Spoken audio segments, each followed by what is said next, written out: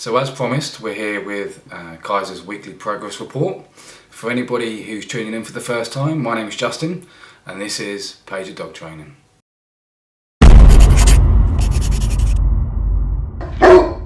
So what we're aiming to do here is really run you through a day-by-day basis with what we did with Kaizer and why we did it. Just to give you folks at home the opportunity to learn more about the collar, learn more about the methods and systems that we use and why we use them and why they're so effective.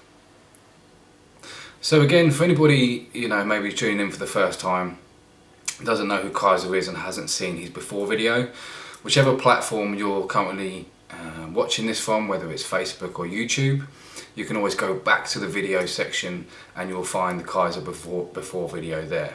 So I'm going to put some images on the screen for you now, which shows his time with us here for the first week. And if you really enjoy these pictures and these photos that you're seeing on the screen, please head over to our Instagram account, which is Kaizer Dog Training, and hit that follow button. Now Kaizer's a 1-year-old German Shepherd. He really suffers from hyperactivity, overexcitement and anxiousness. Okay, he has a hard time focusing and a very hard time relaxing, being in that calm state of mind. So there were certain things that we do every day, all day, depending on the dog, really to address their mental state and change their focus. Now, with regards to mental state and rehabilitation, it's very different to dog training. The reason being is that with dog training we can elicit a certain behaviour, okay, through their actions, and it's not really too difficult to do that. When it comes to matters of the mind, dogs themselves really do need to get there themselves, okay, so you can't really elicit that or manipulate that as well as you can do with their physical body. Okay, so a lot of the time you need to set up the environment in order for them to be able to relax and be very aware of what you are reinforcing and what you're not reinforcing. Okay, and a lot of what I'm going to discuss in these videos I'm going to dedicate full videos to, so you can understand fully what it is that I'm saying and again how it works and why it's so efficient. Okay, so with the before video, unfortunately we missed out on some other behaviours that Kaizer seemed to have practiced quite a lot. Kaizer has a real hard time of relaxing. Okay, he wants to be out there having fun, working and just being a dog. So he finds it very difficult to relax, for one. Whines a lot, has whined a lot, and has shown certain separation anxiety traits. So when we initially got him, it was pretty constant for the first few days, and what we did to address that was absolutely nothing. Okay, so it's very difficult to correct an overexcited mindset if the dog cannot get to that particular mindset that you're after easily. Okay, they really need to arrive at that place themselves, and that can take a bit of time. Okay, so before you add the corrections to these things, you just want to make sure that you're not reinforcing that behaviour in any way, because the dog's natural state is to be relaxed. So they will eventually get to that position themselves, and when they do get to that position of relaxation, and you have to be patient with them, then you reinforce that particular state of mind. Okay, you don't then start correcting that until possibly a week down the line. Okay, because you initially want them to be able to get to the desirable behaviour before you really start adding corrections. Otherwise, what you do is that you add more stress to the dog, which can actually exacerbate the problems that you're having. He also has a real big thing for thresholds, whether it's a door, crate door, a gap in the wall, which I'll show you later, because that to him meant excitement, it meant challenge, it meant fun the other side of that door. So for him, he was so focused on the threshold that it created that excitement. And I'm going to cover this as well in another video, and that is focus, and what the dog is focusing upon. So if a dog is focusing on the ball when you throw it, or it's focusing on the door when you open it, what tends to happen is that the dog will develop an obsession with that, okay, rather than you as the handler, and understanding that he can get what he wants by working you. And we'll cover things like operant conditioning, classical conditioning, reactive dogs in another video entirely, because this is really for Kaizer and obviously Kaizer's family. There was a few things as well we didn't catch. There was the jumping to and from the sofas and just the inability to relax in the family home where there were people about. Like most dogs, he loves other dogs, he loves people, and he loves smells.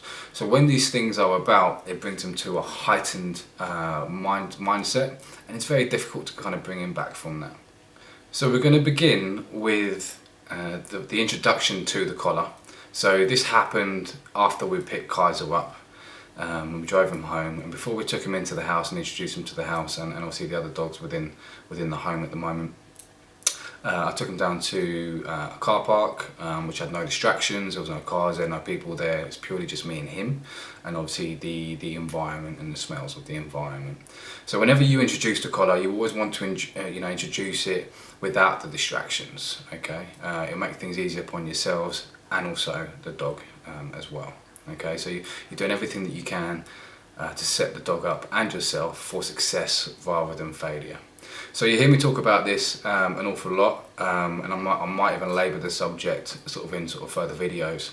But as you as the handler needs to be proactive rather than reactive to your environment. That means you need to remain present in the moment, be aware of your surroundings, and be understanding as to how your dog will react to certain distractions and certain things happening in the environment. Okay. So we're going to start off now with the assessment and the introduction to the collar, and we're going to show you that now.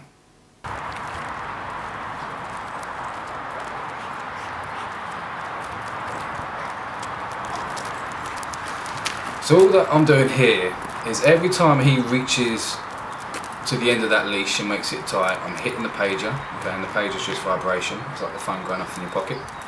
And then I'm moving in the opposite direction.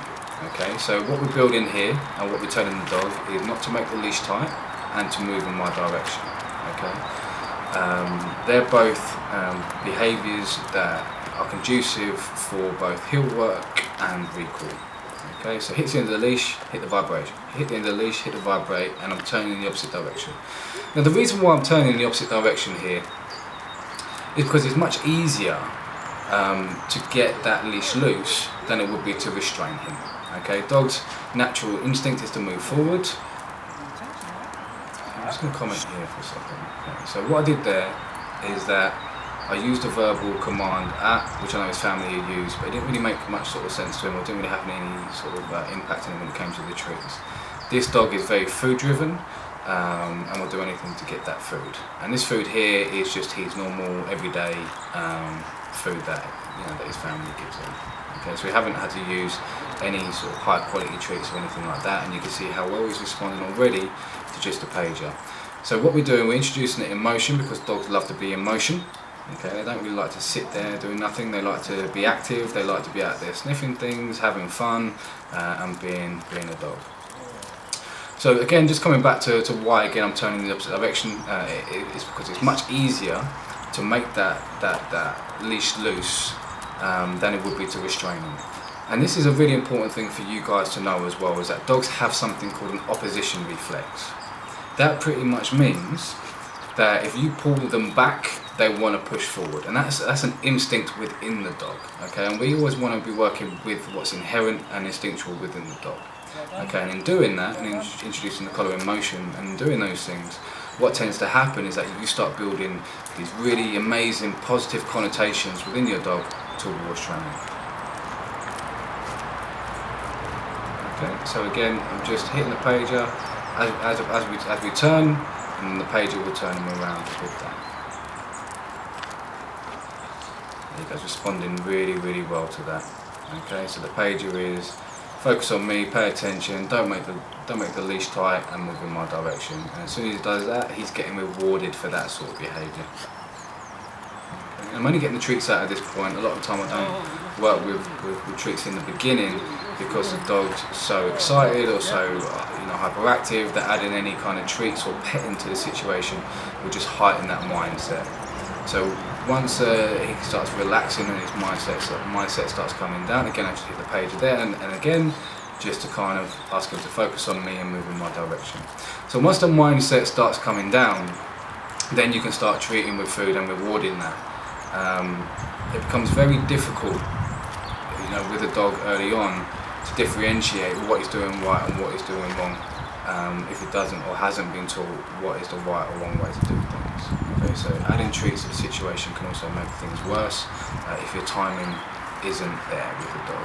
And again, I'm not trying to get him on, I'm not massively at this point worried about which side of me he's on, as long as he's moving in my direction. But what happens with dogs, once they start to understand that they get rewarded by being in a certain position, so in this position is always rewarded on the left, they will start naturally moving to the left. So again, you're not having to correct, you're not having to restrain.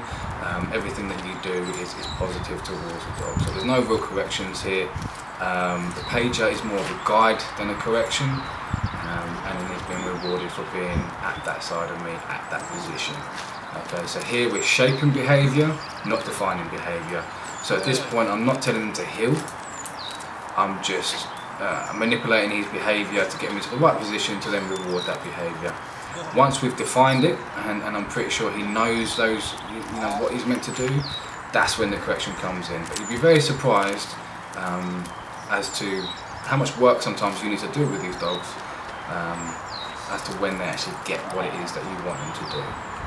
A lot of time clients come to me and they say, yeah, my dog knows this, my dog knows this, but they really don't. They just have an idea.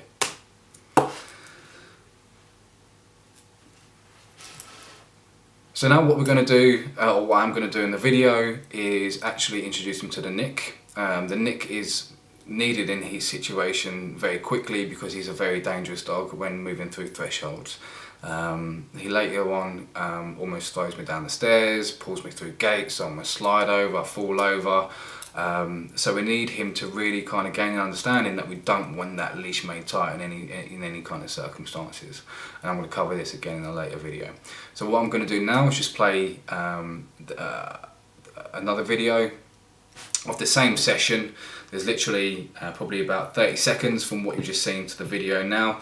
And what I'm starting to do, I'm starting to introduce a nick to him now, which is what electrical impulse is about 1/40th of a second. So it's not even a second, 1/40th of a second.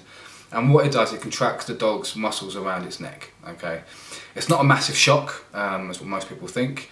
And actually, what I use on the sort of settings that I use on dogs, I've put on humans, and they can't even feel it. Okay, and it's not a shock to the dog. What it does is that it contracts the muscles around the neck, very much like a TENS machine or those ab pads, if you ever tried those ab pads, and it just contracts the muscles. So what it does is create a very unpleasant feeling, not a shock.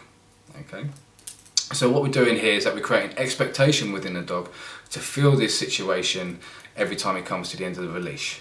And the reason why we're introducing it on a leash is because it's a much clearer learning experience for the dog.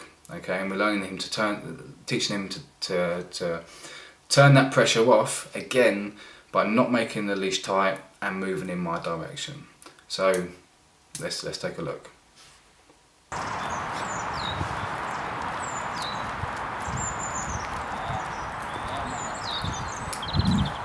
So I haven't needed to use anything here. He's been in that position. He's doing really well. I haven't really had the opportunity to touch him now. And again, all I'm doing is just taking him round, using a little bit of leash pressure to take him round. I would have used a nick there. Okay, so when that leash got tight, I used a nick, moved in the opposite direction, and then once he's moving in my direction, the tension of the leash is loose, and he's then rewarded for being in that heel position. Again, we're just shaping. We're not really going to start adding a command to that until he fully understands and we fully shape that behaviour, and we've got him doing it consistently.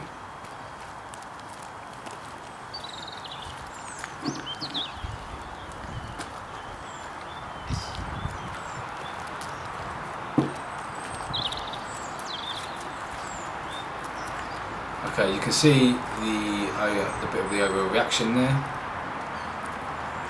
So what I do is that I turn it back down to 5, it's on 10, and then getting back into motion. And this is what will happen. I couldn't quite tell here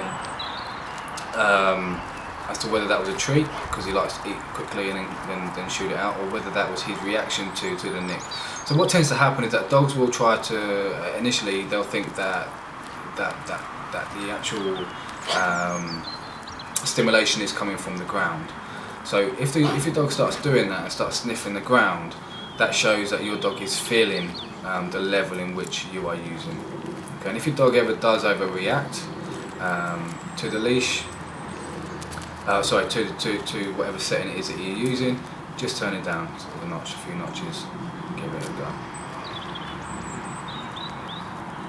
Okay, and at this point here, this is where he's kind of had enough. Okay, and he's like, okay, well I've been focusing, I've been doing what you want, but now I just need a break. Okay, and for Kaizer, that was about 8 minutes, so it was a good, opportunity for me to see really what his stamina was like in terms of training. So I've given him the all through command. There's no real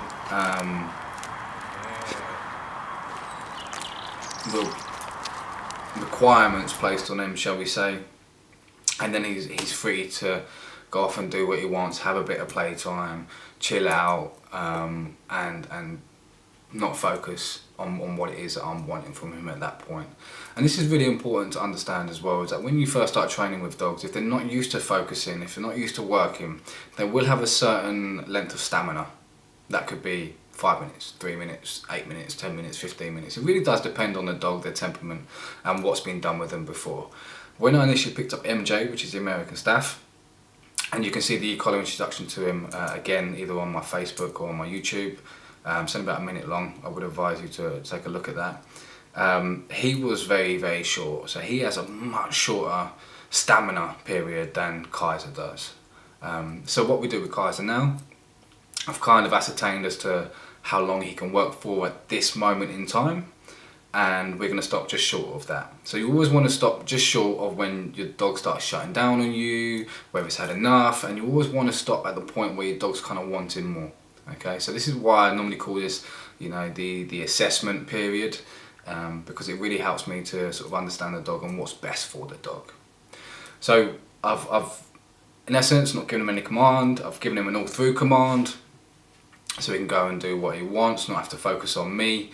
And then what I then do once he's sort of had a good sniff and a good sniff around, is that I then start practicing some focus work with him. Now, focus work is actually extremely important, very, very, very important, okay? Because you really want your dog to understand that by focusing on you, that he's going to get what he wants.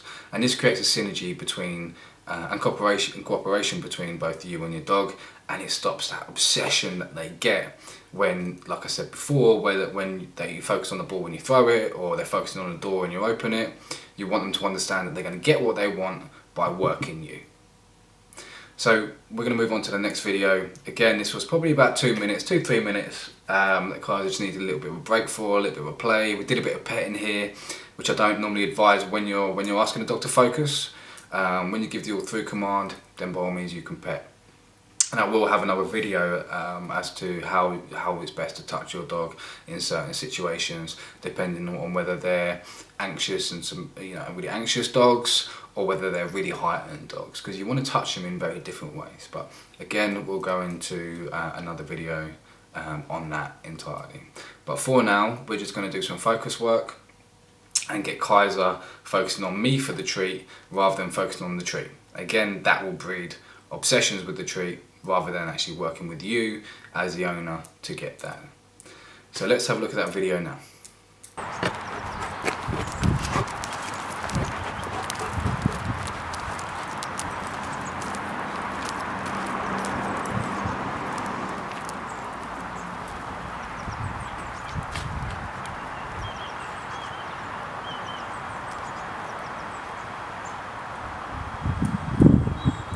So he's sat, I'm waiting for his eye contact. As soon as he gives me eye contact, it's good.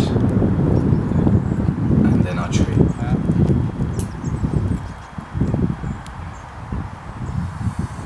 Again, I'm waiting for the focus. It's a bit chilly in the UK at the moment, so I'm just got my jacket on. Has nothing to do with training. Just got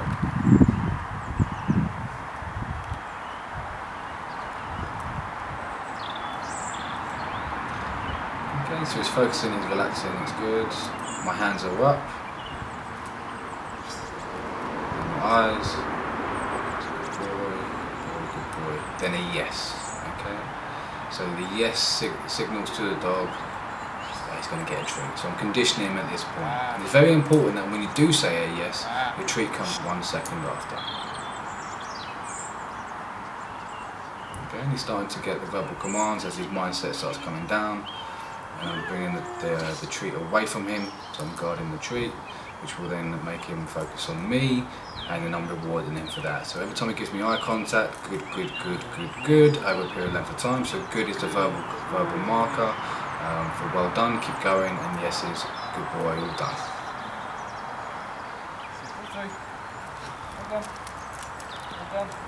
And I'm giving all 3 commands at this point.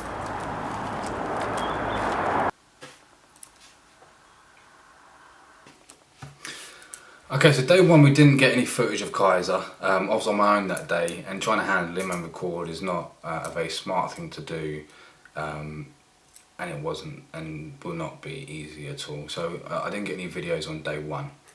So I'm just going to very quickly just talk to you about what we did on day 1, and talk you through that rather than show you. Okay, and then we can move on to day 2, in which there's a big change in Kaizer in terms of his leash work and his healing work. And as well of his mindset as well. So day 1 was really all leash work. Okay, so it was giving into leash, giving into leash, giving into leash, and a lot of times I was using the nick rather than the pager. And I will again go into a video, as a complete video on its own, as to why that is with this particular dog, and why I do it actually with a lot of dogs that get to me. Okay, because by the time these dogs get to me, they're at such a heightened state of mind, it's very difficult to get through to them with the pager. Okay, and where they're already a heightened state of mind and you use the pager, it can create sort of another heightened mindset in dogs as well. Okay, because it's very unexpected. So although it is vibration, it's a feeling they're not really used to. They can often customize themselves to the nick, the electrical current, a lot easier than the pager. Okay, so what we did with Kaizer today was, or day 1, was crate training. Okay, which sets up and shapes the behaviour for place. It also teaches them about thresholds, and it also gives them the opportunity for them to be able to sit in one place and relax without you having to worry about them, worry about having to sort of restrain them in any way, getting off the couch, getting in their nose into things that they shouldn't be. So they're safe, which is the main thing. They're safe, they're in one spot, and they've got the opportunity to learn how to relax. And with Kaizer, that was very, very important. Okay, the guy has a very hard time in learning to relax. So this was a really important step for him. Okay, and this is really all we did day 1. Give him to the leash so he becomes safe for both himself and the handler. If he's darting outside the doors, darting through thresholds, that's, you know, that can be very dangerous for the handler in terms of them falling over. You can break a leg. You can break a finger if you get your leash caught around your finger.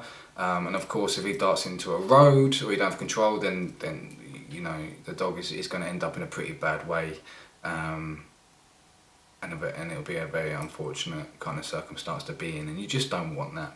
So we did a lot of leash work, a lot of giving into the leash, so we can take him to places safely, for one. And then the crate training on top of that was to help him learn to relax, okay, without us having to worry about keep reinforcing a command, keep correcting it, and keep reinforcing a command, because that's no fun. That's really no fun. And again, you can't really correct a mindset if the dog has a hard time getting into that mindset, because all you would do is elevate those symptoms. So every time he started whining, so again, it's just complete non-reinforcement, and by non-reinforcement, I just meant by ignoring the dog. Okay, I'm not giving him any attention. I'm not saying, "Oh, it's all right, boy. Don't worry. Oh, chill out." It's just ignoring. Okay, and then when he gets to that particular mindset in his own head, and then we can reinforce. Okay, and with Kaizer, it's very difficult to say "good boy" in those situations, because he was so conditioned to "good boy" that every time he heard that, it sent him from 0 to 100 very quickly. So I do to go over with a bit of his food, give him a treat when he's relaxing, give him a bit of attention, starts whining, I just leave. Okay. And what this also enabled me to do as well was start teaching them about thresholds. Again, without having to restrain him, without having to use a collar. So what we got him to do was we got him to sit. When he was calm, I'd open the door a little bit. If he went to move forward, I'd just shut the crate door again. Okay, so I'm showing him that he can get out of the crate, all the while that he remains calm. All the while that he becomes excited, boisterous, and wants to push his way out of the crate, the door will close on him. Okay, and this really teaches them, or the beginning to teach them about thresholds and about boundaries. Okay. What I then also did as well with him was take him to a door, open the door, and just get him to stand there. Then I'll shut the door, walk away, do something with him, play a little game with him, go to the door, open the door, get him to just stand there. Okay, so the door no longer means we're going out. It just means that the door's open, that's it. Then what we did is, before we then left the doors, we'd wait very patiently, and it does require a lot of patience, and you need to have patience with dogs. That's the number one thing that if you don't have, you need to get. And just showing him that the door means relaxation. It doesn't mean excitement, and it certainly doesn't mean that if you're excited you're going to get out the door. We'll wait until he's relaxed, then we leave the door very slowly. And what we started to do at that point as well was walk very slowly through the door. Okay, so we're just helping him turn the cogs back in his mind, put it into a different gear, and have him practicing it at a different gear. There was really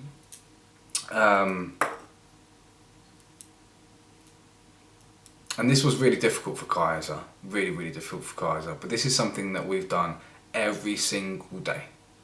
Relaxation, relaxation, relaxation, relaxation. And this is called counter conditioning. So a dog, when he sees something, he'll react, or certain stimulus, he'll react. So they become conditioned in a certain way. The more they see something, the more they react that way, the quicker they will get to that behaviour every time they see that stimulus. It almost creates a highway in the brain. So our brains have a certain level of neuroplasticity, and what that means is that the brains undergo physical changes. Okay, so they create highways in their brain. So every time you practice something or a habit, these physical changes, the synapses come together in the brain, and those responses become stronger. Okay, and this is why when you get a dog practicing, or even humans, we practice a certain habit over and over and over again, we become that sort of person, or they become that sort of dog. Okay, so what we're doing now, we're counter conditioning. So when we give him a certain stimulus, we're asking for a different response and getting him to practice a different response, and that breaks down the synapses in the brain and starts rebuilding certain highways. Also at this point, I'm going to see if I've got footage for this. I think I might have it on my phone. I took him out to an enclosed area with both Summer and MJ, because I thought it'd be really good for him to see, dogs coming to me and then being released. And we just started shaping the behaviour for the recall. And what essentially we've done there is that I never said here, I never said his name, I never corrected him, certainly never corrected him anytime he didn't do what it was that I wanted him to do. And every time he came to me of his own accord, because obviously I'm feeding dogs, they're getting excited, they're coming towards me, they're getting food, he comes as well. And every time he comes to me, he just gets treats. Treats. So all of his associations towards coming to me in the recall are positive. We don't want any corrections at all whatsoever at this point.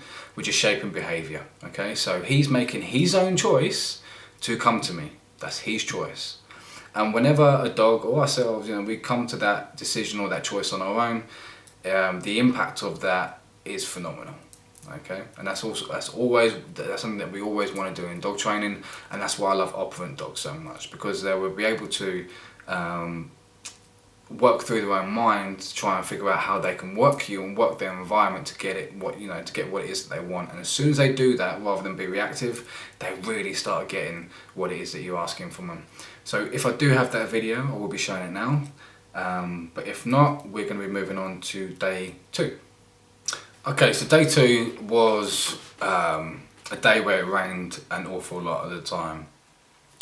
So that gave me the opportunity to do, again, more leash work with him. And leash work is very, very important, and it's something that a lot of people overlook. A lot of time when people talk to me, where they have a problem within their house or in their garden, The first thing I will say to him is, what sort of leash work have you done with him in the house and in the garden and in these situations? And the answer is often no, which is not a great idea, because it becomes very difficult then to manage your dog, and then you allow them to make a lot of mistakes. Okay, so leash work is a great thing, and it's something that we always do at the very beginning to ensure that the dog doesn't make any mistakes. Okay, so in terms of what we did today, we did some recall work, and we did that on the leash. So what I did, I said Kaizer here, and as I say here, I press the pager at the same time, and as soon as he starts moving in my direction, and I give him the treat. And it's really important when you are working recall as well, is to really reward the commitment rather than the completion of the exercise. Okay, so as soon as they turn, as soon as they look at you, as soon as they move in your direction, you want to give a lot of verbal praise. Okay, so you're telling them straight away, that's what I want, that's what I want. And that's really, really important. And that will create a lot of speed, speed in your command of the recall, and also reliability. So we did that on the leash, and then we practiced a bit of heel work on the leash as well. Okay, so and at that point, Kaizer just started to do things on his own. Okay, because he's a very smart dog, a very clever dog. It's just his mindset and being at that heightened, excited and anxious mindset that has kind of obscured his learning process. But he was doing really great by day 2, and as we were doing the heel work, he was starting to do things on his own accord that I found really pleasing, and showed a lot of promise for him. So with the video I'm about to show you now, we started doing just generally on the street. He was doing it really, really well. So I thought, okay, let's get the camera here. This is a really good opportunity to show what it is that he's doing. And not only was it a training session as well, it was also another great opportunity for me to assess Kaizer in terms of what I feel he's capable of, where he's at. So he's producing some fantastic heel work, and was even doing the turn towards very easily, and was actually pivoting with me as well. Now with some dogs, they find this really hard to get because they don't really have that hind awareness or that flexibility, and sometimes you need to incorporate the touch pad work first to show them how to pivot before you can actually get them to do this. But he had that, and by this point he was becoming very sensitive to the leash. So just with a little bit of leash pressure and the little bits of behaviour that he's already kind of learned, we were able to produce this kind of heel work. So I found a place which was dry, I got my camera out and started to film, and I'm just going to show that to you now and walk you through that now.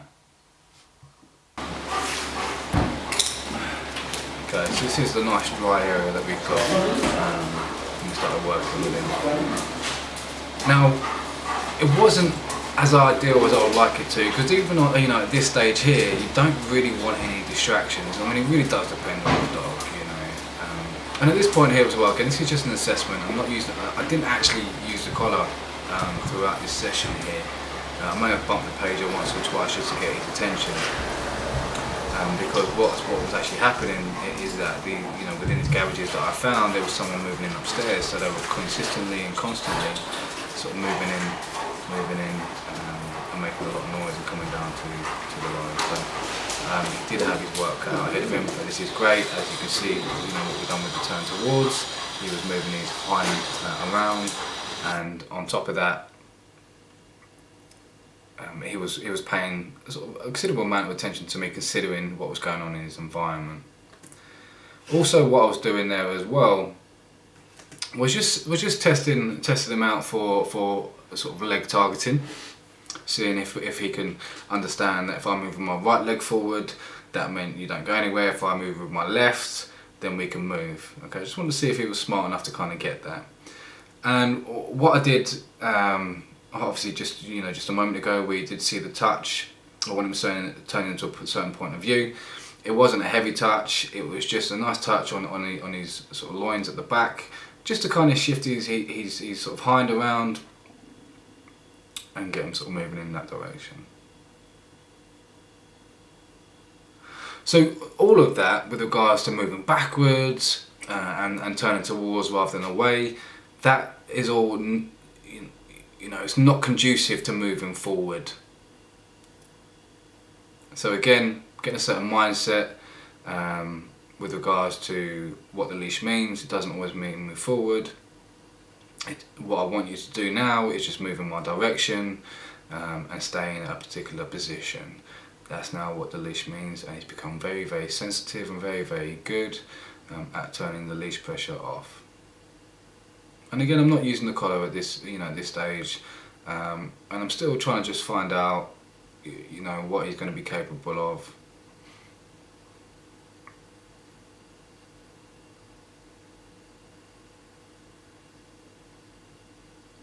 But he's doing great for day 2. We wouldn't normally do the turn towards until we practiced, the turn away a bit more. But he, as I said, he's got great hind awareness, great flexibility, and he's picking things up real quick.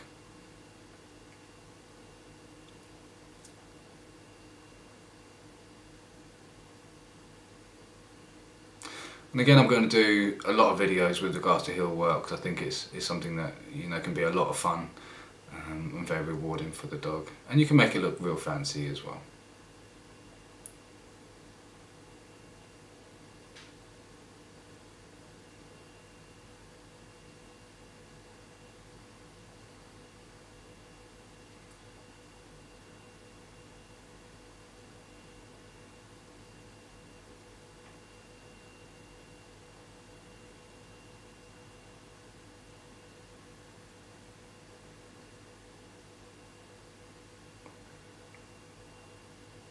And do things at the same time, and he's starting to come across my body now, and that's why it's not great to treat with your right hand. And I think at some point within the video I do say I need to start using my other hand with this dog now, and that's really to stop him forging across and forging round in order to gain the treat. And again, I will cover these in other videos in extensive detail.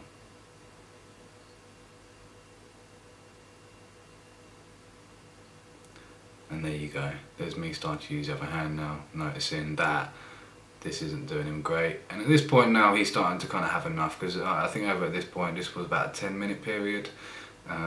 It wasn't long, and we'd already been kind of working on this. So it's already a great improvement from where we were at, but we're still, we're still pushing it a bit harder than what we would normally do. Okay, so now we're at day 3. His mindset has, or his state of mind has moved down a notch. If it was at 8, now it's 7, I would say. And he's really starting to gain an understanding that he can turn the pager off or the nick off with moving in my direction. So I thought, okay, this is a great opportunity now to start defining the recall a bit more with him, because he already had that essentially, even with his owners. As long as there wasn't a ball involved or another dog involved, he would recall eventually.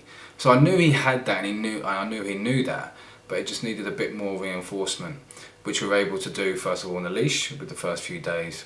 And now I thought, okay, now we can take him off leash and let's really give him an opportunity to have fun, get involved playing with the other dogs, and then recalling them from those other dogs. So again, what I'm doing, I'm using both the pager or the nick in these situations, depending on the level of distraction sort of that he's got around him at that time.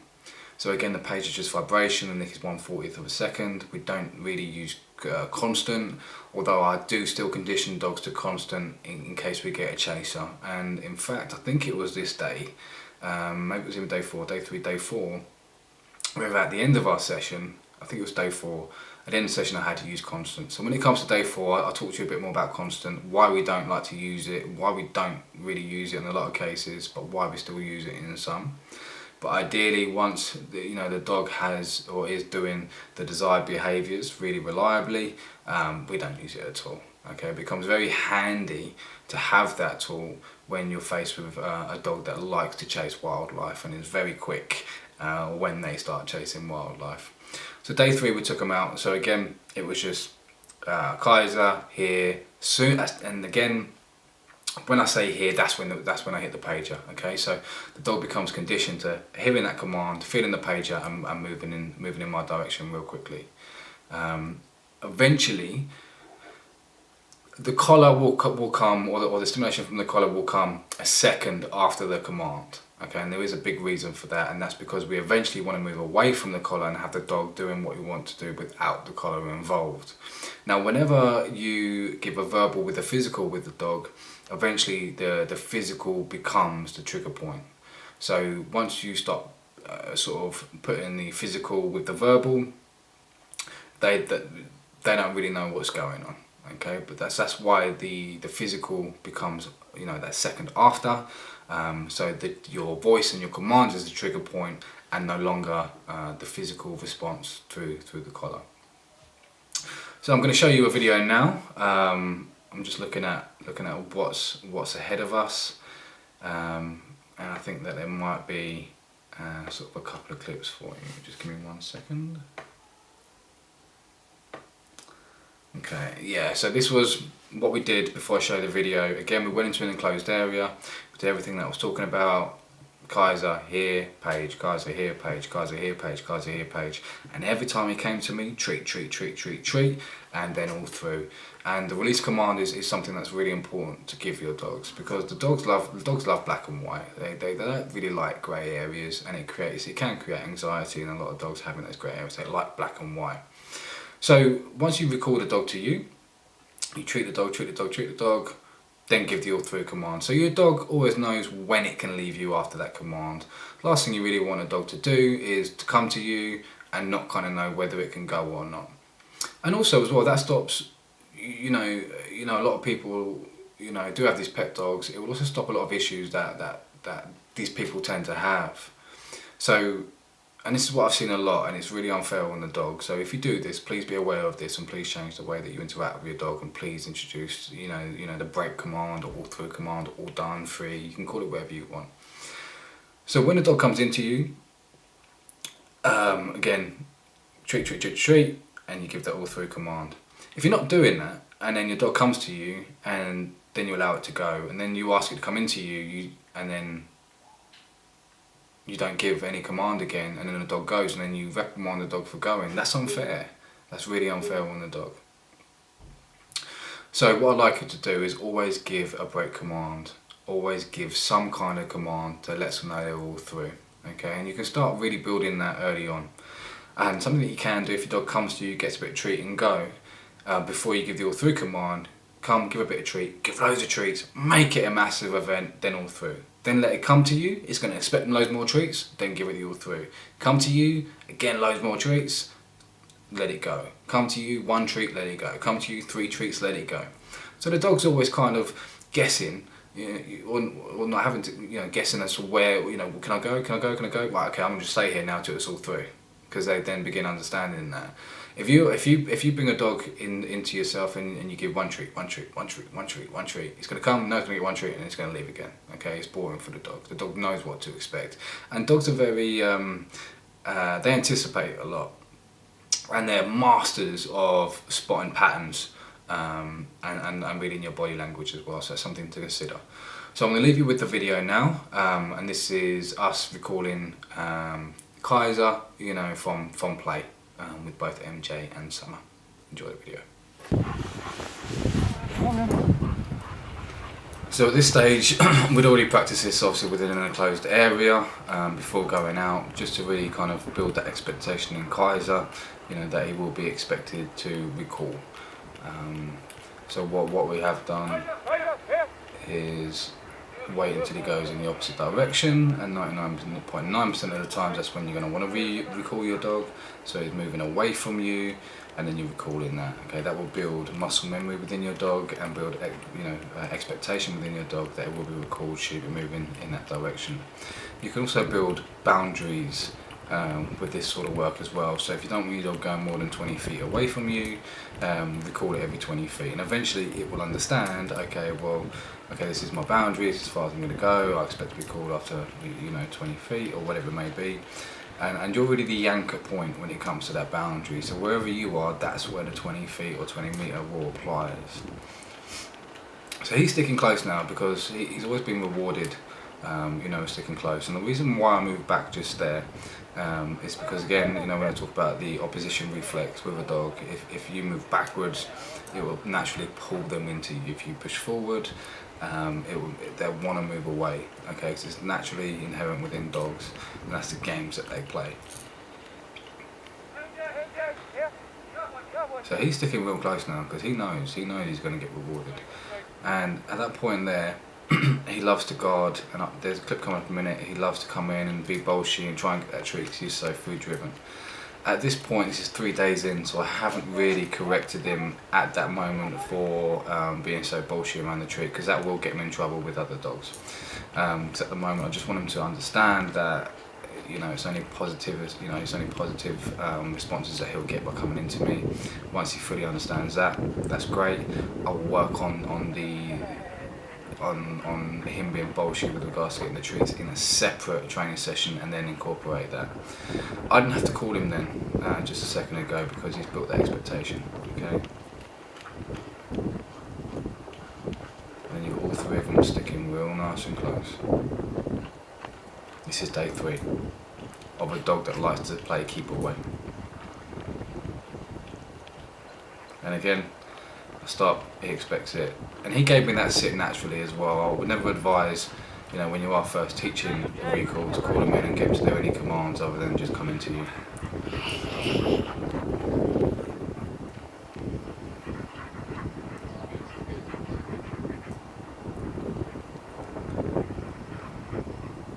Okay, I didn't have to again call him in. It's something that he kind of expects. Now MJ at this point was having some real difficulty, or I was having real difficulty with calling MJ because both Summer and Kaizer have such big personalities. He was kind of being bullied.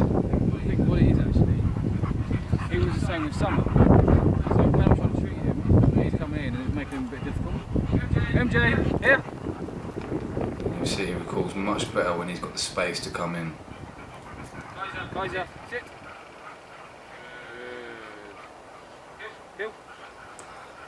And that's another thing to mention as well. We did start defining a heel for Kaizer at this point. He hasn't quite got the turn towards without the leash pressure, so I let that go.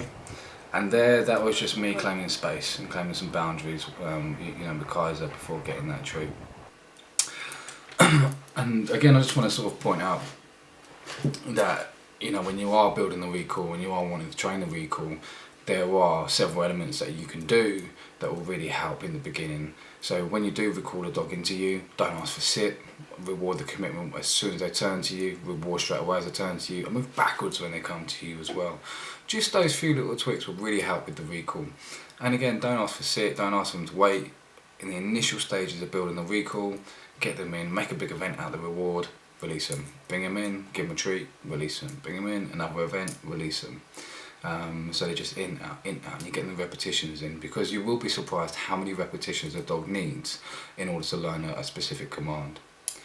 I also looked at another video the other day that I found on my phone, so I'm going to include this now and just show you that still by day 3, Kaizer has a lot of whining, a lot of excitement, and that's the reason for a lot of his he's sort of whining and shrieking and things like that. And also he's still not quite there with thresholds. I have been using the nick in ways other than what I would explain to a beginner to use initially.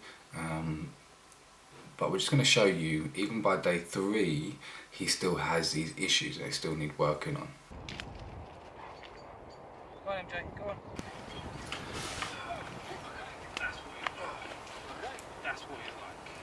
Okay, and obviously that was day 3 as well, so he's much better than he was when we first picked him up. And again, we're just going through, just to show him this is how we want him to go through. And don't put pressure on the leash, and we're going to go through here nice and calmly. And this is difficult for him right now, because Summer's running around, MJ's running around. And you can tell I'm not correcting that whining at this stage still. It's only 3 days in, and you have to bear in mind whenever it comes to any kind of dog training, it takes time. You see these channels, you see these people putting things out there and they're turning dogs around very, very quickly. But that again really does depend on the dog and the situation and everything, you know, that he knows and what's come before him. If this will Cesar Milan show, most of the dogs that I get, he'll be taking them to his dog psychology centre. This isn't a quick fix. These dogs are living in a much heightened state of mind. I'm just coming in there nice and calm. I'm just walking through there nice and calm. And what I said to you before earlier, you know, I'm going in there nice and slowly, really bringing that gear back in his head. It's very important with Kaizer as well, not to consistently be praising him, because I think all that's kind of done is conditioned him to go higher. So his reward is the fact that he's here and he's doing this. That's enough for him. That's what he wants. So any kind of praise or any kind of high energy is just going to feed into that whining. This is a lot more mild. We've had him this is the third day now. It's a lot more mild. But it's that excitement and the anxiousness that's kind of clouding his learning.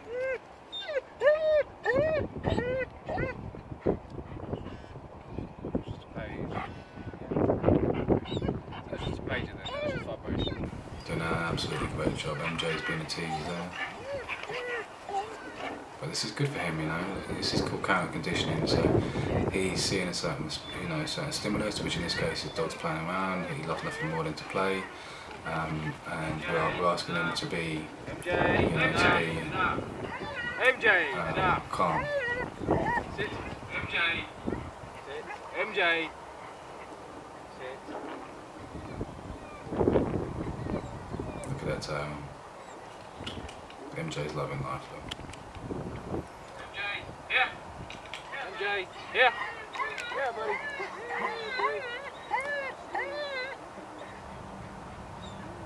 And then when Kaizer, you know, starts to relax, stops to whining, that's when I let him off leash. So that's where you have to be really, really patient with these dogs, okay? Because again, when it comes to their mental state and state of the mind, they really need to get there themselves. And then once they are at a certain level or once their mind has come back a few notches, then you can start correcting that, you know, the kind of anxious behaviour and the heightened mindset once they're capable of achieving a relaxed mindset. So at day 3, we're still not correcting him with his whining, we're still not correcting him with his separation anxiety. I think we're on day 9 with him now as I'm filming this. And I'm just starting to let him know that I'm disagreeing with that mindset and he needs to practice calm. And he's starting to do that now. But again, that's been a whole week. I think it was day 6 maybe. I started to think about you know, correcting his heightened mindset. And again, what I discussed on that video there as well, I had to be very careful when I praised Kaizer, because he was conditioned that when he heard good boy, I think I mentioned this earlier on the video as well, he went from 0 to 100. And that's something that is not obviously, you know, a natural state for a dog, and it's not nice for a dog, and they're not having a good time. So that was a good example of showing you, even by day 3, despite the work that we've put in, he's still at that, you know, that level, and he's still treating thresholds the same. So this week, what I will do, and I will show you, is how he now treats thresholds. This dog is definitely, you know, 3 weeks on board and trained. 4 would be ideal. Not because of the obedience aspect, but because of his mindset, which kind of gets in the way of his learning as discussed. So let's move on to day 4, and this might be quite an interesting one for you actually, so I'm going to discuss the e-collar and the functions in a little bit more detail, but again, this is definitely something that I'm going to expand on and have a dedicated video to. So let's move on to day 4. So what we did in day 4 was we did sit, we did down, we did heel, we done place. We've actually done place for the last few days. I don't normally like teaching place till about 3 to 5 days in, because of the crate and the crate training that will shape that behaviour initially. And also as well, any place work that I have done hasn't really been with the collar. It's just been showing them what, you know, what's expected of them. So I've been luring them onto the place mat, rewarding them, all through, bring them onto the placemat, rewarding them all through. So I'm just sort of shaping that behaviour at the moment. I don't even say place. I just point, lure with food, then reward, lure, point with food, then reward. And once they're doing that consistency, then place, then they get on the place, then reward. And then I start defining that behaviour. I don't really introduce the collar at this point, still, because he's not quite conditioned to the collar. He does get it, but not as well as I'd like to.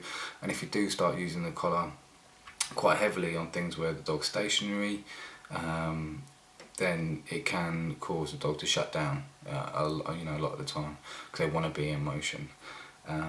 So we were doing that for the last 2 days because it was quite wet. So we've done that inside, and I'm doing it inside initially because there's no distractions. And then once he's doing that consistently, I think by day 4 I started to add duration to that as well, but still no distractions. That was in the morning. So what I do, get them to go place, have them on place for a minute, all through, have them on place, and then eventually you will want to increase that period of time that they can do that over. But you have to, again, be aware of what capabilities the dog has that you're working with at the moment. Some dogs can do it naturally and just be cool with, sort of sitting there for 10 minutes, 15 minutes. Some dogs can only do it for 1 or 2 minutes in the beginning and then they want to get off. So you just want to just make sure that you're giving that all through command just before they do that. Just to really, again, keep the positivity, around that task that they're doing. Then after with place, I then did that in the evening and took him outside. So once we had built the duration and I thought, okay, this guy can take the duration, then I took him outside where there were further distractions. I prefer to do duration before distractions because a lot of the time, when you are working around distractions, the distractions won't just come and go. Okay, they may come, they may be present for a couple of minutes, then they leave. And if your dog isn't used to doing that for the couple of minutes, even without distractions, then it's certainly not going to do it with distractions. So duration is really, really important. And that's something that we like to build on every single day.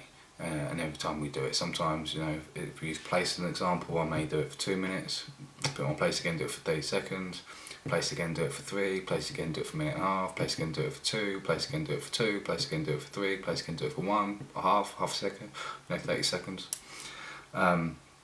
So we're just always switching it up and always making it exciting for the dog, but always, going 2 steps forward, 1 step back, 2 steps forwards, 1 step back.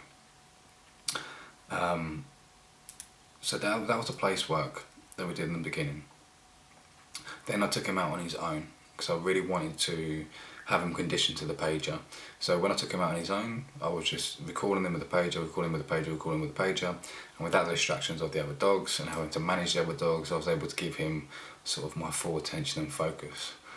So I'm going to play that video for you now, that on day 4 of just myself and Kaizer, just walking around and just recalling them. Kaizer here! Yeah, buddy! Yeah, boy! You got it. Right, all through, all through. Kaizer here! Yeah, buddy! There you go, you got it. Right, all through. Go on in. Go on in. So what we've done there is obviously just create expectation to be recalled again within a specific time period. You'll have to excuse me, I've done this hill 1,000 times, but it still gets me each and every time. Yeah? Good boy. Good boy. Well done you. All through. Normally I try and use treats at this point, but I've done recording at the moment. It's very, very difficult. But yeah, he wants to stay by. All through. Go on, go on, go enjoy yourself, buddy. Go on.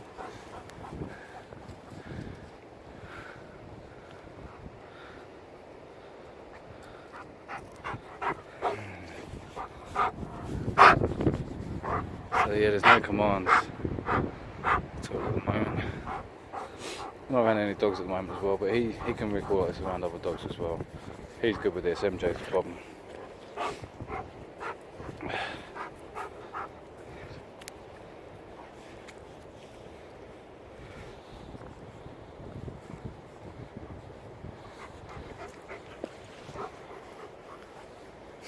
Got to watch out as well actually, so just a note with regards to Kaizer. He loves to go in between your legs, so he's coming at you with speed, and then he wants to go, give some privacy mate, and then he wants to go straight between your legs, so that can cause an interesting issue. But Kaizer, here! Good boy. Good boy. Well done you. All through. Not that way. So again, just down here, I want to explore this actually, just to show you. So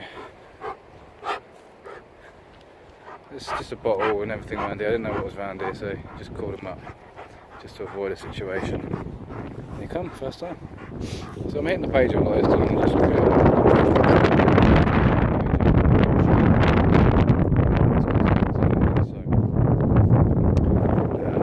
It's always best to introduce the page on motion when it comes to dogs who have got any kind of anxiety issues. Also excitement as well. Excitement can be clouded as real, actual nervous issues. Very similar. Same as fight and play. They're very similar. So this is where he'll normally keep away. So I'm going to call his name and hit the pager at the same time, just again to create expectations. We'll turn it off real quick. Kaizer here? Yeah, buddy. Good boy. So that's real good speed there. This is day 4. Day 4. Good boy. All through. Yeah, all through. Okay, so with regards to the video that you just saw with myself and Kaizer doing recall, I said something on the video, I must have been having an off day, you know, in terms of trying to handle dogs, film dogs at the same time. It can be very difficult to mention in the video, but where I said, you know, where he expects to be recalled after a particular moment of time, what I was meant to say was over a certain distance. So you can really create boundaries with this sort of work. So if you don't want your dog to really go 20 meters ahead of you, every 20 meters, make sure you recall that dog in, recall the dog in, recall the dog in. Eventually the dog will start checking in when it gets to that particular distance. So it'll get to that particular distance, and you know, because again, they're very spatially aware. They'll end up checking in with you and turning around naturally to see if you want to call them in.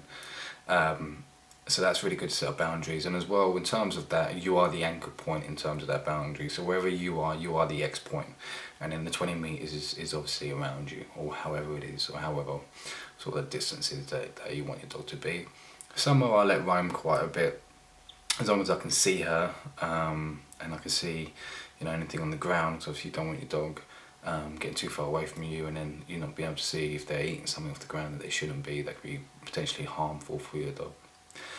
At this stage as well, for obvious reasons I never got a video of this, but we were walking back after this session, and where we train the dogs there's a lot of rabbits and squirrels and stuff like that. So dogs like Kaizer and dogs like Sam, I do like to take chase with those little furry animals, and I didn't see the rabbit at the time, so all of a sudden he just took off, and he's real quick when he takes off. He's very he has a lot of speed to him, so he's taken off.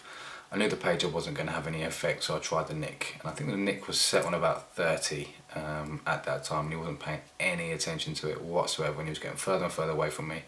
And because he's so quick, I didn't have time to keep turning, you know, the level up that I was using and keep nicking him. So what I did do was use continuous. I call it constant because that's what it is.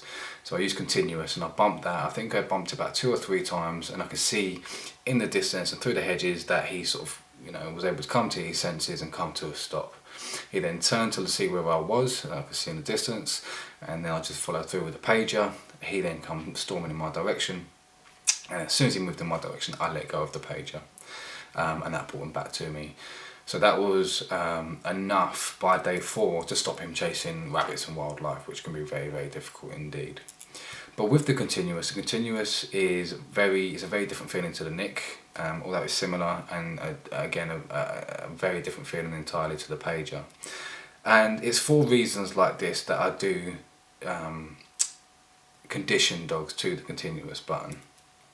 So if you do have a chaser, this becomes, you know, in very handy. But if you are a beginner and you do spend the time in doing all the foundational work first, you won't really find yourself coming across these sorts of situations that often. So we've mentioned the nick, which is 1/40th of a second. So it's an electrical impulse that lasts for 1/40th of a second, regardless of how long you keep your finger on that. The pager is vibration, and that will vibrate all the while you've got your finger on it. And now the continuous gives off the electrical impulse like the nick, but unlike the nick, it remains on for as long as you have your finger on that button. So if I keep my finger on the button for a second, it will provide constant electrical impulses to your dog until you take your button, until you take your finger off. There is a preset on the e-collars which I think lasts about 12 seconds. I think it was 8 and now it's 12. But again, you still need to condition your dog to the continuous button before you use that in these situations. Kaizer eventually around wildlife won't need the continuous button, and we will be able to get away with just a pager, and if not the nick will be sufficient with Kaizer entirely. And that's really why I don't like using the continuous button too often, because if I press the nick button, I'm only giving the dog 1/40th of a second of electrical impulse. If I'm pressing continuous, then that dog is going to get that electrical current for the entire period that I have my finger on that button. Now another reason why, and what should I say, this is why I don't tend to like using continuous a lot of the time, is that whenever you put pressure on something, whether it be a human being, an animal, and whatever that pressure is, it's going to provide a certain level of stress. So the nick will provide 1/40th of a second of level of stress. Obviously it's not entirely true, the dog may receive stress after that if you haven't fully conditioned it. But any time that you are you're putting that pressure on, you are putting stress on that dog and within that dog. And stress is accumulative, whether it's within ourselves as humans or whether it's in dogs. That will build up within their system until you're able to expel that that energy. So with the continuous, you are putting a lot of pressure and a lot of stress on the dog. But the continuous button does come very handy should you find yourself in a situation where you don't have time to turn the nick button up, or you haven't conditioned the dog properly. And when you first begin this sort of training, 9 times out of 10, you have to learn the timing for this thing, and you have to learn how to press the buttons and get used to pressing the buttons. So you have to go through a massive learning experience before you can really train your dog to the best of your capability, and be okay with that. A lot of people want to just sort of be able to just use it and not want to harm their dog, and that's what the pager is for. That's in order to get your timing right. So that's why we don't really use a continuous button, but we still condition dogs to the continuous button, because again, if he'd done that and I hadn't initially conditioned him at some point to continuous button, he may have had a completely different result. And often it can make dogs just completely freak out and just run in any direction rather than sort of come to their senses and move back in your direction. So make sure you do condition your dogs thoroughly to these sensations before going out and putting yourself and your dog in these situations where mistakes can be made. With that being said, we're going to move on to day 5 now. I think with day 5, obviously we've done enough of place, and he's become a master of the crate. So we'll just show you a little crate training video, which I think is really cool. And we did that. We did that with him going the sort of whole length, of my place. So let's take a look at that. Ready? Crate! Yay, buddy! Good boy. Good boy. There you go.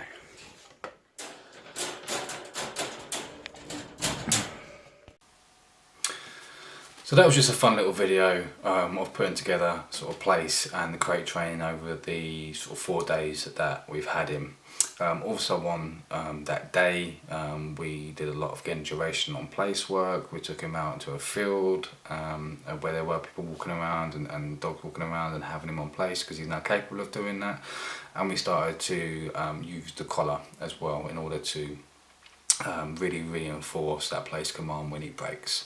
Again, we do that with the pager, we don't really do that with the Nick. So every time he steps off, it's almost like a game of the floor is lava. Jump back onto place, well done buddy, well done, well done, well done. And then obviously once he's focused on you and he's relaxed and he's achieved the duration that you want to achieve, then you release him. But it's really important here to switch things up, you know, really switch things up with dogs, really keep it fun, because again, they are creatures of habit, they are sort of masters of routine. And if you do keep it sometimes too routine, then it does become sort of a bit boring for the dog, and they do know what to expect. So if you always have them on place for a minute, place for a minute, place for a minute, place for a minute, after a minute they're going to expect to get off. Okay, and so that's why we do extended duration and then a short duration, so the dog knows that it needs to remain there until the release command is done. So now that his place has been proofed around distractions, we went out on day 6 and we started to work around just human distractions initially, because he has both drive for both people and dogs. He loves that. He loves the level of excitement. He loves to play. So we got him involved. You know, I brought someone else up with me so she can really kind of heighten his mindset, really get him distracted, and then I was just recalling him sort of away from her. We caught the first time he tried doing it on camera, and as you can see, it took me a couple of times to get him back, but once he came back, he then kind of didn't want to leave my side. And then when he did go over to her, we didn't film this, when he did go over to her, I can recall him from her at every point. Once we'd done that, we thought, okay, it'd be a really good idea now to see what it's like in terms of place, and me adding distance to that. So we've done duration, we've done distractions, now we're going to add distance. Distance isn't necessary, in my opinion, isn't really necessary, because I don't ever foresee myself being that far away from my dog. I just don't see it. I always want them with me. I always want them close. So there's never a point where I will need to go and put my dog somewhere, walk however many hundreds of yards and then recall them, or walk however many yards and then give a down command. It is fun and it is good to train, which is why we've done it. But again, you know, these distance things aren't really necessary. I can't ever imagine a person wanting to be sort of that far away from their dog in any kind of environment and have them sit and stay. You know, my default behaviour that I train is recall, because that way, once a dog comes to me, it's with me. I can then put a leash on it if I need to, and it's much safer for the dog than anything else. But we do it for a bit of fun. It's quite cool to watch. So I think I've got 2 small clips I'm going to show you now, which was working around the human distractions, because he's almost a pro around dogs, but the human side of things we need a lot more work on. But just remember, it is day 6, and then a really cool bit of footage where I do stick him on place. I go X amount of yards, and then I call him into me, and then I hit him back. I think that was the 3rd or 4th shot that we got. The reason being is that I was pushing it a little bit too far, so this was really the first time that we created this amount of distance between us before recalling them in. And what I was trying to do is get from one end of the field to the other end of the field, which is quite a distance. And I think it was about 10 metres before I got to the other end of the fence that he just naturally came. So what I did, I just shortened that distance down to what you'll see to make him successful. Because again, I don't really want to be correcting him when he's coming to me. Oh, you bad boy, you should have stayed on your place. Well, you came to me, great boy. You know, that's what I want all the time. But in this situation, so to avoid the correction, I'm going to set him up so he's successful. So what I do is shorten that distance and then perform the task again, and it worked this time really well. I think this was about the 3rd or 4th time, and again, that was really only because I myself wasn't setting him up to be successful. I was just trying to push the boundaries, you know, a little bit better to show you how great this dog is just after sort of 5-6 days. But let's have a look at these videos now.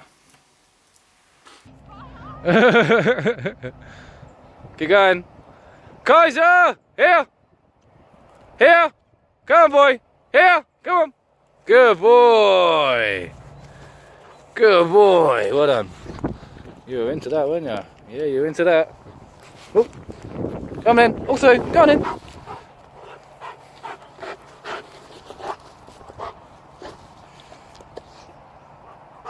Do what you can to get his attention.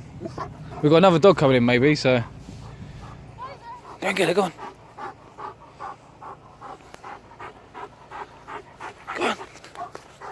He won't leave me now.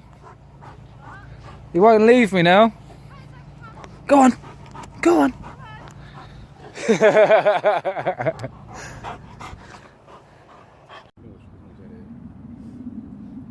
Wait.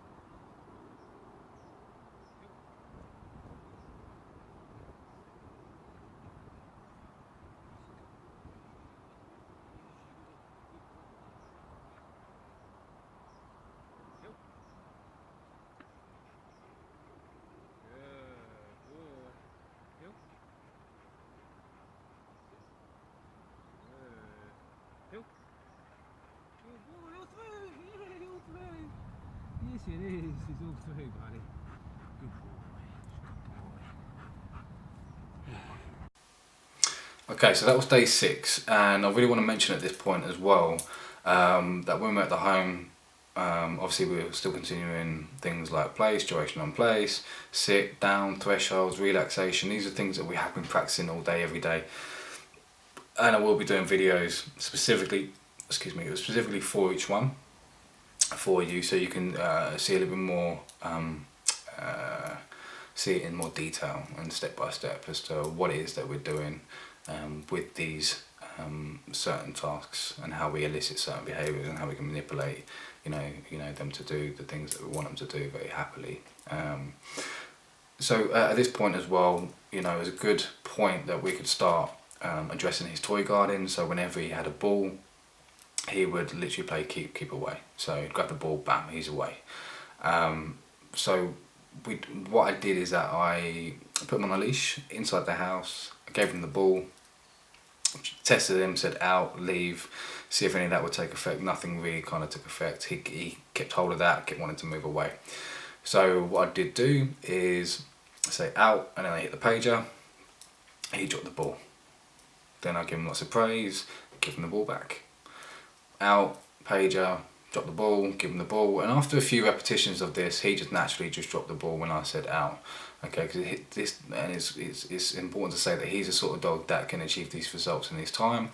If you're working with a dog and you're not quite achieving those speed of results, not to worry, just keep going, just ensure that you have the consistency, ensure that you're on the leash. And something else that we did as well, you know, once we gave him the ball back, we let him have the ball, we were petting him, just showing him that, you know, we're not always going to necessarily take the ball off you when you've got it. And then when we do ask you for the ball, you are going to get rewarded for that, either with the ball back or with treats. So it just kind of counter conditions, you know, his mind to the human's going to take the ball off me, I'm going to lose that ball. And also we're introducing the out command, so he actually gets to release that particular toy. After about, I think it was only after about 5-10 minutes of this, because again he picks up really quick, he was just naturally releasing the ball. I was able to call him in, him still have the ball in his mouth, we'd pet him, release him, and that's a little game that we play just inside the house and on the leash, you know, for that time. And again, you know, I said this earlier on, the leash ensures that your dog doesn't do behaviours that you don't want it to do. So again, you're setting them up for success. and getting them producing the desired behaviour rather than continuing to practice the undesirable behaviour. Eventually we will link this in our retrieval training, but for now we just need him to come to us with the ball and have the ball in his mouth and then release it, you know, when we ask him to release it. And we spend about 10 to 15 minutes on that. So when it comes to day 7, this was a little bit more of a rest day in terms of training. Obviously we're always training, whenever we go for a walk, whenever we're out, it's training all the time, but it's not necessarily a training session. You're just teaching the dog to produce these sorts of behaviours, you know, at every point that we're out and about and we're doing these things. So day 7, we just took him out for about a couple of hours off leash, did about half an hour sort of on leash, you know, with the other dogs. And then I took him out separately in the evening as well, just for him to have a good run about and for us to kind of to work, you know, with Kaizer completely on his own, because he's very responsive and he loves, he really does love that level of engagement. So we were walking around the park, he found a ball, he picked it up, he thought about running off, I called him in, he came in with the ball in his mouth, I had the treats ready, came to me, I dropped the ball to get the treats, gave him the treats, he still went to grab the ball, because obviously he still has those habits within him. I then tell him to leave, he leaves the ball, and then I reward him with throwing it. And again, we just practice that a couple of times. Even after sort of before the camera was rolling and after the camera was rolling, I think there was one throw before and then there were several throws after, and then we kind of put the ball to one side and left it there for that day. But that was really good, you know, in terms of from where he was to where he was on day 7 is a massive improvement, but I wouldn't always expect that, you know, sort of level of results that quickly in terms of retriever training within these dogs, you know, typically. So let's have a look at a little video I did on my phone with regards to Kaizer retrieving.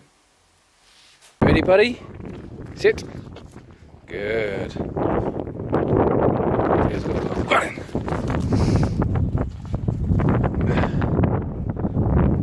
Kaizer! Good. Leave. Good boy. Sit. Got it. Yay, buddy! Sit. Good. Good. There you go. Yay! What is it? Come here then. Good boy. One more time. Ready? Go then. Yay, buddy!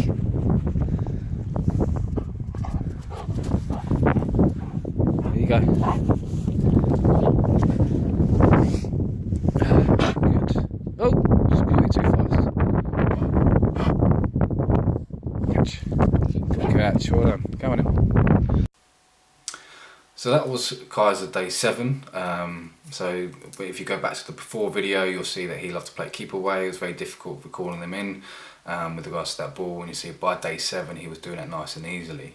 Now he was able to do that because we built the recall first of all, and then we taught him the out. We didn't really combine those two to start with. So everything that we do, we break down into little bits, and it was exactly the same again in terms of him being a bit bolshy around the treats in terms of the recall. So train the recall, train the recall, train the recall, and then I get him to be patient with treats in another session, and then you put those things together. Okay, so everything that you do, you want to break down into little bits, and then you put them together as a sequence. So that was Kaizer's first week with us. We will do a progress report with him every week. They will be much shorter, much shorter in length going forward. But obviously I don't really have much content out there at the moment with this information out there. So I thought it'd be a really good opportunity for me to give you a little bit more information than I perhaps necessarily would. And obviously it's very time consuming for me to do these sorts of things when we have these dogs in the home that need training. So I will have a think about what's going to be best, or how best to provide this information to you. But I will be providing you with a lot more detailed videos about the little aspects of what it is that we're doing. So rather than telling you, well, this is what we kind of did, I will show you how we did it step by step. But those will be other videos hopefully come in the future. So if you are interested in those and seeing those, make sure you subscribe. And we'll put a little subscribe button somewhere, or maybe it's down there. I'm not entirely too sure. I've just joined YouTube. And we'll get those videos out to you as soon as we can. Thank you for watching. Hope you've really enjoyed it, and don't forget to like, share, comment or subscribe. We'll see you soon.